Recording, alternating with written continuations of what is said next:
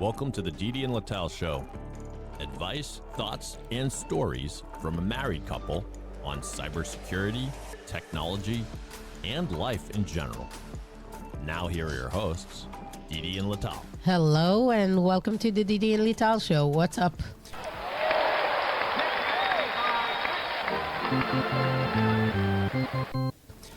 Bruins are down 2-1 in the series to the Sabres, which is very frustrating because they're down 2-1 after their best game, I think. I think they mostly owned the Sabres in this game. They just couldn't put the puck in the net versus the other games where they were up, but you knew that they could fall back in like a strong sneeze. And they did in one and they didn't in the other, but they were the better team, I think, for most of that game. The period two, maybe question mark, but most of the game they were the better team. And the Patriots got up in the draft to pick another guy, another offensive tackle with short arms. It's the Jurassic Park line. Yes. Yeah. T-Rex. But somehow, Didi, nobody's talking about the draft in Patriot Nation. They're talking about something different. Yes, they're talking about Mike Vrabel's loose pee-pee. Yeah, at first I thought, well, you have to assume many of the players have things like this on the side. I don't mean to be cynical, but yeah. So it wasn't a big shock, and I thought he'll apologize, he'll move on. But I don't know. It's getting stickier and stickier. Is I guess. it the thing with the reporter? The reporter? Yeah. Yes. So she got fired, but now it's coming out that it's been going on for years. Since when, having an affair is something you lose your job over? Well, this is a reporter that is basically having sex with one of her sources. This is Conflict of interest. Yeah. From her perspective, it is a conflict of interest. From his Can I perspective, say something? Yep. It's freaking sports news. It's like, what do you mean sources? As if we're talking Pentagon, FBI. Like, seriously. Well, they take What it are seriously. you talking about? Well, Sources. Sports does end up covering some pretty serious things. It may not be all about the action on the field, I mean, what's the it source? is the action, he's but not in telling the her field. that he's gonna. I don't know. It's consent. Didi asked me about it. I have no clue about sports news or anything. But for me, it's consensual. They don't have employment relationships. So they're not working in the same company. That's true. I understand this thing about potentially being I don't know. For me, it's like people that are in the same circle, they tend to work together and they fell in love or whatever and had some passion going on, and it's normal. He's a big guy, and I can see what she wants. It's not my problem. I'm in a way I'm with you, Lital, and in a way Stupid. it's like it's none of our business. Yeah. Like it was embarrassing for them. It's their problem, and right. the spouse's problem, Well, not exactly. ours. Well, don't forget that she works for the Libtard Central. If she would work for Fox, nobody would give a fuck. Maybe they would encourage it. She worked for The Athletic, which is... It took the snobbish New York Times 1,000,000 years until they created a sports outlet. And they realized that if they don't create a sports outlet, they will die. And I think it's funding all their daily and other things that nobody reads. And it's the games that is funding. No, The Athletic is generating more revenue than the New York Times. It's one of the few sports publications that people actually pay for online. Exactly. Seriously, okay. So they finally got a place to make money, but they're very snobbish about it. So they are trying to enforce the New York Times standards on basically sports news. Yeah, calling it a source. Like Yeah. it's not Ronen Bergman sources in the Mossad. Yes, exactly. Like Ronen Bergman is one of New York Times Israeli military reporters, so he brings like hush hush. You're saying this isn't Woodward and Bernstein. It's not what we're bursting. This No. is bullshit. What is it? Watergate type of news. But that's the way that these dumbasses are taking this, and I'm guessing that she decided to quit because she looked at them and he said, "Oh, you guys are fucking retards. Let me part ways with you because you guys like have no idea." So she's moving to Fox. She probably will move into Fox or to OnlyFans. That's the best place to go. Already said it before. Yes, but I think there's a tell-all coming where she'll probably burn down the house. Yeah, at some point she'll have nothing to lose, but I do think she'll she'll make some money doing something. Maybe it will be a tell. Yeah, and she is good at her job. I have to say, she is good at her job. Well, she had the sources. Let's move on. Let's move on with one thing before you give up the mic. So, game 2 in Buffalo, and at least they kind of failed on the second one on game one here. Remember what Chirozzi told the guy in the first episode of season 5? He says, "Oh, would you rather like give up your integrity to win the game?" That kind of becomes okay. Sorry, go ahead. He was saying first period. Oh yeah, kill some people, kill some guys, right? Then score some goals.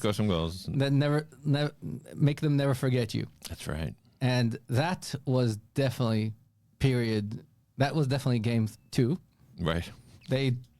And even game 3, because I think the Sabres already lost Josh Norris. I think they lost another somebody in this game. The Bruins, I think are going to be a very hard out for them.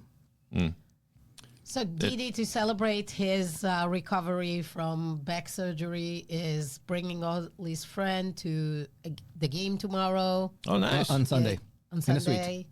Wow, fantastic. He got a suite.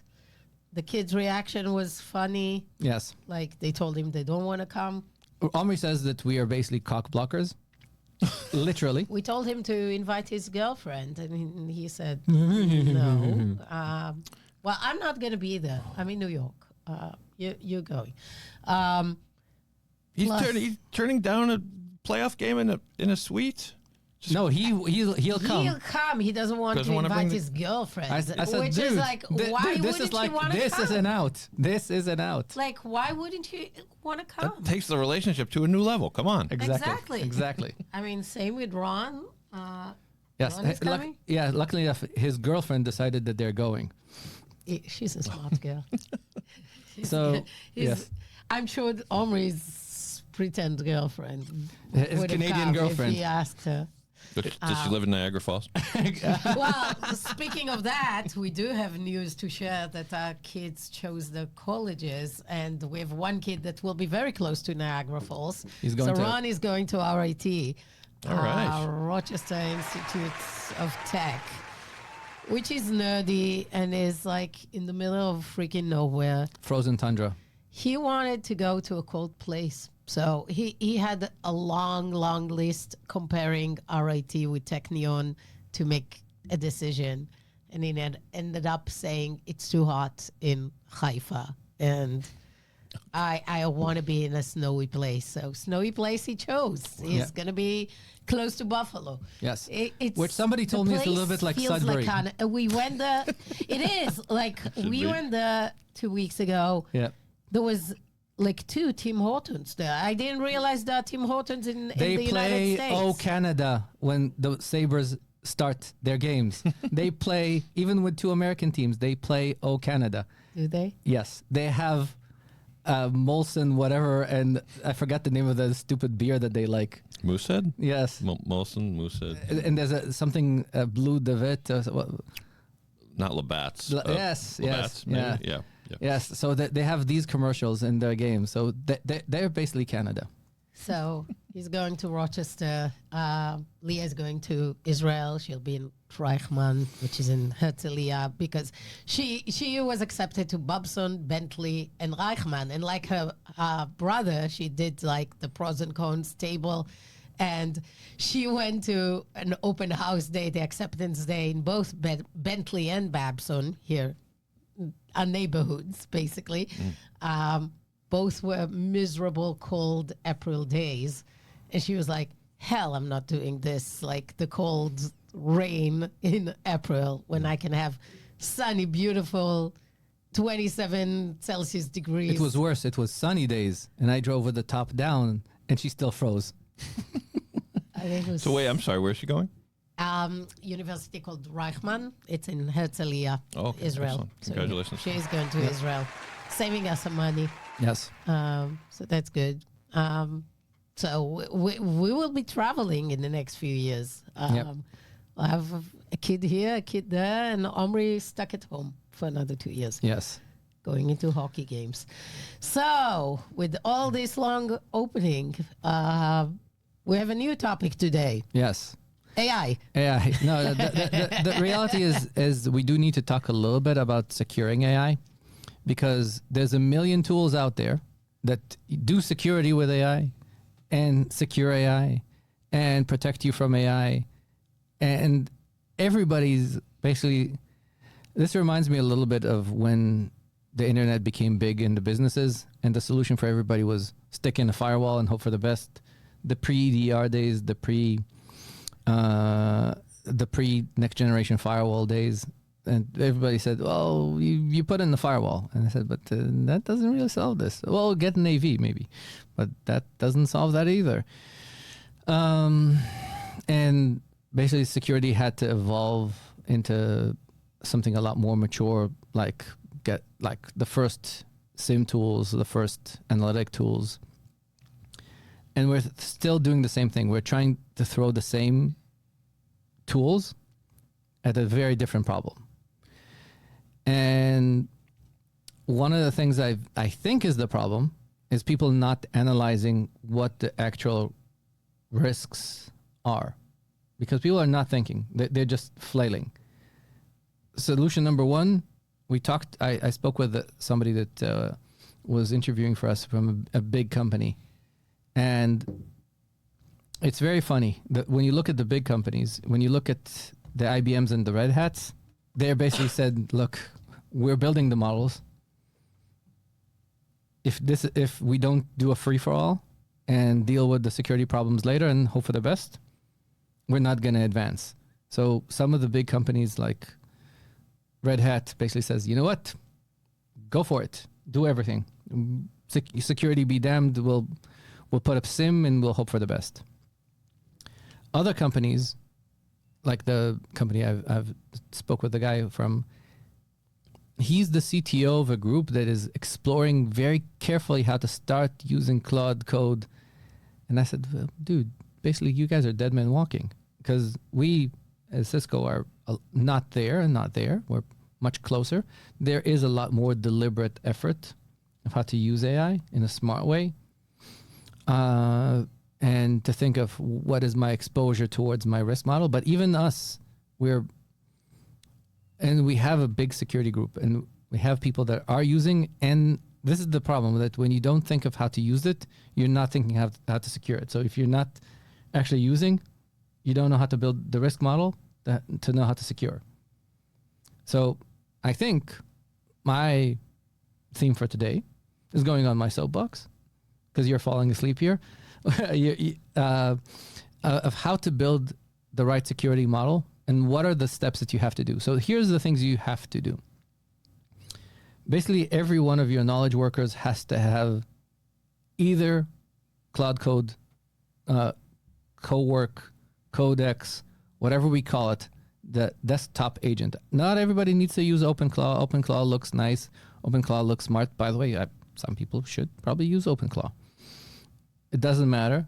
You need desktop-based agents, real desktop-based agents that you can. So not Chrome browser. You want them. You're saying organizations should make sure people download the desktop application. The desktop applications. Okay. And use them extensively. Why? First, it will save you a lot of compute. Right now, you're competing on the price of compute with Anthropic and Amazon and all these guys that are enabling. You are going to lose. Why waste that dollars when all those desktop CPUs are sitting there doing nothing? Desktop CPUs are very good. Almost everybody's machine is over provisioned. Kill that CPU. So rule number one is use that CPU. Don't waste that CPU. Second, most of the easiest way for me to train and secure your desktop agents is with tools that I actually know what I'm doing and I know what I have. So if I get people to install an agent that I know on somebody's machine, now the OAuth tokens, the security tokens, the credentials, all these things are kept on a secret manager on the device that I probably already have. People have 1Password, people have Okta, people have Duo, people have those things on their devices. Just use that. And the secrets are kept in a TPM, which is an encrypted source on the device in a secure way. Put those OAuth tokens there. Don't transfer them around. Don't shovel them around. Don't hope for the best. Because right now, when you log into all these places, you don't know where your credentials are stored. Those credentials are basically you, and they can do whatever you do. So having those credentials on the device where they should be and they already are, you're not changing your security posture. Makes sense. Keep those agents there, and also those agents can at some point can spy on you, and you teach it. Like when you were talking in the previous episode, you showed it what websites to look at, how to click. You basically show it how to do these things. It can connect to my desktop Outlook. It can connect to my browser-based Outlook in a way that I'm connected to it through the browser. It can connect to all those systems that I currently do.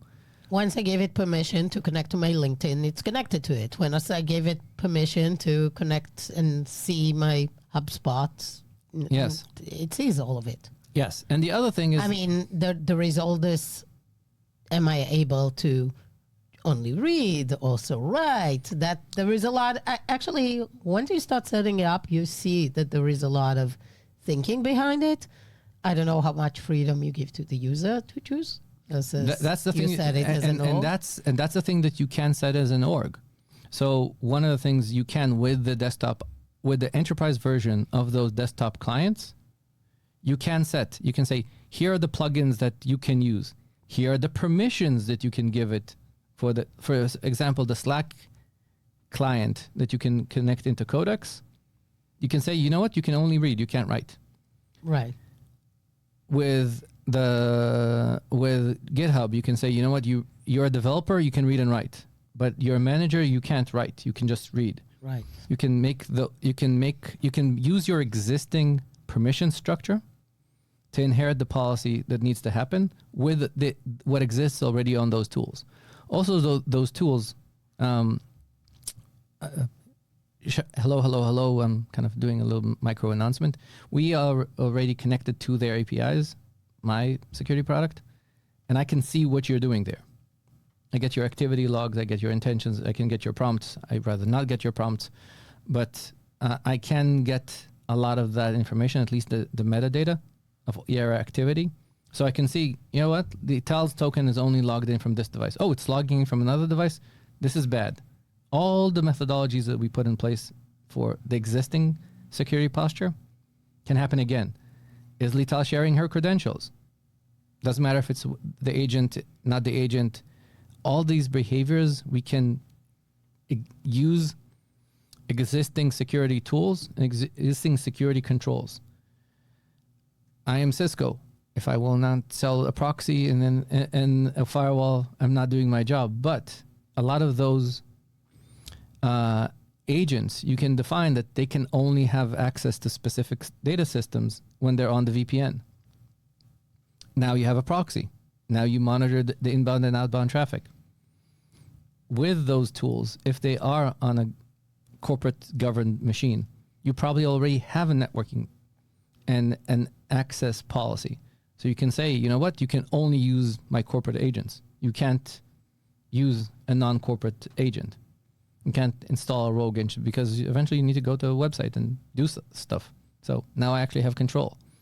You can govern what process can access a specific application because you already have those policies in place with your MDMs. So it's basically doing a little bit of a shift, I don't know, left, right, or whatever, but you can use more of your existing technology and and you just need to expand your policy, which is going to be a mess. That's why companies like Dennis's D2 are probably going to be very, very successful, because eventually what you will control is that MCP server that gets access to specific systems. And you can decide that this is your proxy to access any of the data. And you can say, you know what, dear agent, all your outbound network access goes through here. And if you have an EDR, you can say, you know what, agent, all your access to the disk activity go through here. So even if somebody like you says, yeah, of course I allow it. It says, can I remove all your files? You don't actually read. You probably say allow. If it gives you a Python script, do you know what that Python script does? Of course not. That's the whole idea. But it does. It gives a lot of knowledge workers, and it says, hey, here's a Python script to review. Yeah, that's the point of you're using it as a non-coding person so that you can get around without knowing how to code. That's the whole point. And there's a lot of tools already out there that know how to say, you know what? You can't perform this operation on a disk. Why? Because this is my policy. It's already there. You as the person can do this. So it will enforce, at least make sure that people don't destroy their disks, set up forwarding rules to their personal emails, all these controls that already exist for data infiltration will work. Technologies like we had your buddy Sharon here. Basically, a lot of those new age DLPs. Bless you. Sorry. A lot of those. Bless you. That will be now. Yes. String of that. Okay. All those tools, they're able to deal with this scenario. And why am I describing this architecture in such a very precise way? Is because you have all these Valley companies coming and showing you all these very advanced agent architectures. So they say, you know what, you can't control anything on the endpoint. Why do they not want you to put stuff on the endpoint? Because they don't have security controls there. So they will present to you stuff to say, you know what, run agents only in safe containers, and then percolate the data out of it and in of it. It sounds very interesting on paper, but then you realize that all the cracks of the security model are there because you're moving credentials around. Credentials are most sensitive when they're moved, not when they're stored. If something doesn't leave your box of trust, it doesn't matter if it's you, the agent, it's still just this machine and your credentials are there. Let me ask you a question. What about the places that all the data is being written to? I feel like a lot of us not thinking about it. It also creates like another tons of data. Where is it stored? Like I heard people complaining about that's a new silo. Like you using, for example, you have a SIM or you have your Salesforce as like your data, your record of truth of data. Then you do something with AI agents and it drops the data to whatever. No. It's not necessarily that people are thinking about that. I'm thinking about And that that. creates another issue of like, is the place the data is being dumped in is as secure as the original source of the data? And, you know, there is cost issues. There is like those things are actually, it's, I feel like this is a little bit the wild, wild west. People have secured the original record of truth, but the end that it's going, they're not necessarily thought about where it's being dumped. So that's why I said that the companies like Showan, who doesn't like to be called a DLP, is actually a DLP. This is traditional DLP problems of what is my source of truth? What's the classification of the data? What's the classification of the data when it comes out of the AI and where it should live? So in my case, it's really easy because what I do is primarily related to GitHub. So most of the content that I generate, and we'll go back to GitHub and we'll have the same kind of security around it. Exactly. The next level is documents, and documents, I map the source place into a drive, Microsoft Drive, Sure. and therefore it's the same rules. It's basically a document that's created. If I basically worked As on if you created your own document on Office. Exactly. So it's exactly that. It's deriving the permissions and, more important, the classification. This is why before I started creating slides, I fed it my existing slides, because when I fed it my existing slides, it said, what's the Cisco classification data level that this content is, and it's embedded in Microsoft. And this is, by the way, the big difference between other companies that love to use Workspace. One of the biggest things in the gaps in Workspace, its lack of enterprise features. Actually, they introduced it. They have labeling of sensitivity of the data and stuff, every document. And now they have the AI saying it looks like a sensitive document. Blah, blah, blah. It's actually good. It just took them, I don't know. Yeah. They added it. So with AI, they added it. Because AI now does it instead of them creating the capability. But that's the classification of data is critical. Yeah, they have it now. You see the top of the document sensitive. Yep. Like, yeah. And this allows for that classification to happen natively. Okay. Cool. People should use the agents running on the desktop. It's not just that. It's to think when you go away from the desktop, what are you losing? Because the harness, I'll give you an example. When you build a harness, a lot of people want to build these cloud harnesses for developers. So why? What is a cloud harness? Cloud harness means that you have the model, but how do you decide where is it putting the data? What tools are they using? What is the steps that the agents need to do? So it's basically all the stuff that you said that you need to get more efficient of what the agent needs to do. I'll give you an example. If I want Claude or Codex to review my code, it will find a couple of things and stop. And my teams work really hard to make it sure that by feeding the agent.md, a lot of the MD files, to basically say, you know what, dear agent, you need to make sure, screen for this, screen for that. Some of my team built a security detector on their own. And my guess is that the Mythos and those tools will come in later and replace them. But they've built LLM-based risk detection tools that read all the stuff that comes out of Sneak and other tools and say, you know what, this is good, this is bad. So they built risk monitors and dependency monitors and CVM monitors. And all these things sit in the pipeline of when you build the code. Because after you submit the code to be built, you want to make sure that all the stuff is happening, that you're not introducing new CVs, you're not introducing this, you're not introducing this. This is the harness. This is a pipeline. Now you can do this in server side, but a lot of this stuff can also run on your machine. And then I have no dependency of, did I actually have GitHub Actions versus Jenkins versus another build system? If you build things on the server side, it needs to be very, very custom made for whatever you do. So you're basically building a divergent system. The closer you are to the endpoint, you're closer to how the developers work. And this is something you can be a lot more descriptive of. Okay. So people are dismissing this, but the way I'm seeing this is big companies are going for very complicated server-side based solutions. The smarter companies are going for endpoint solutions.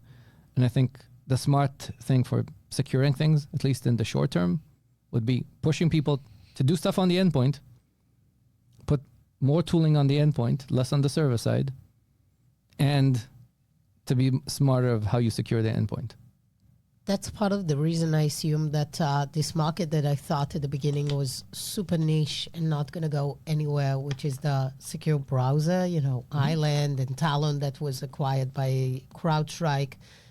So it sounds like what you're saying is like there is the power of endpoint, there is the power potentially, I think, secure web browser owned by the enterprise, kind of making sure what you run is secure. That makes sense, and that's helpful, I'm assuming, for those that really want to keep it very controlled. Yes, and to also re-push for a lot of the privilege access management tools.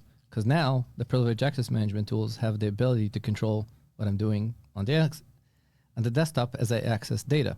Most of them have endpoint presence. Cool. Cool. Excellent. Well, with that, I think we conclude for today. Yes, we can. Producer Dave, give us the outro music. Okay, the Didi and Lital Show is a weekly podcast. Please rate and review us wherever you're getting the podcast. We will see you next week. Till then, bye Didi. Bye, Lital. Bye. Bye.